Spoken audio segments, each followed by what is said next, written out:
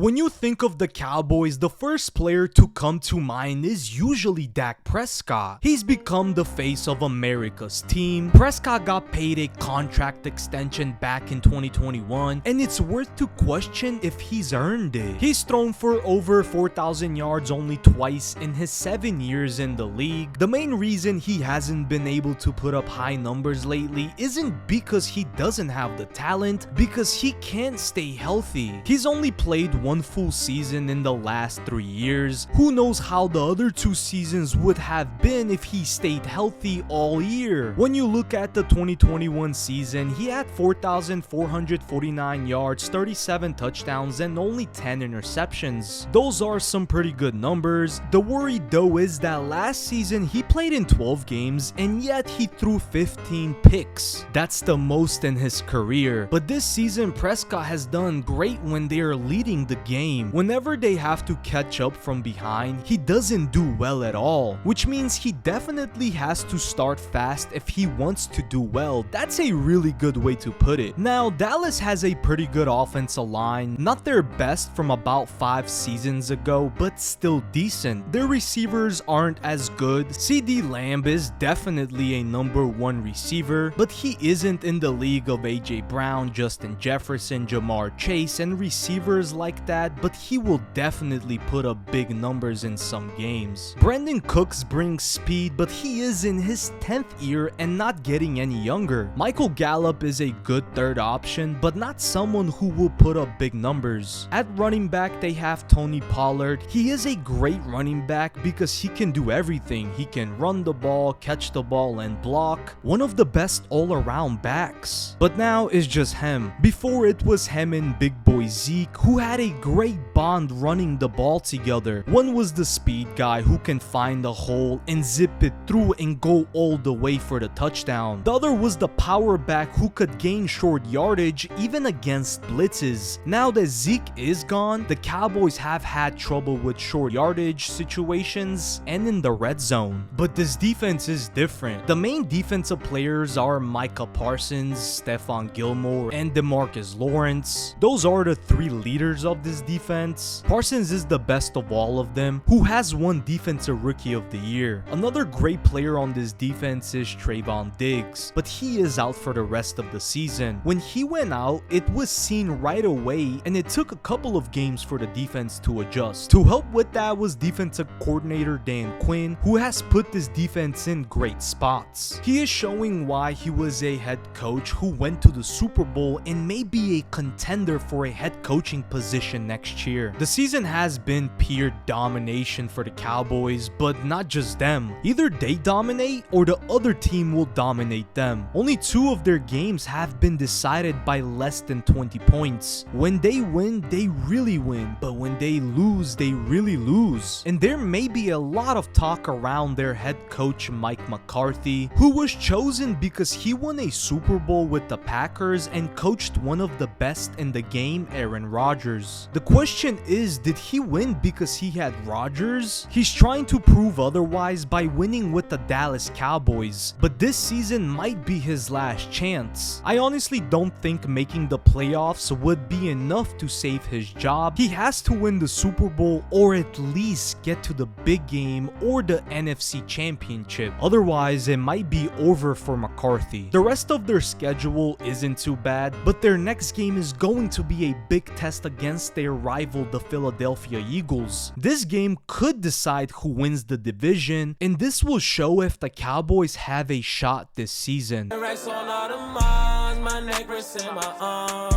Bitch, we some stars, pull up in foreign cars.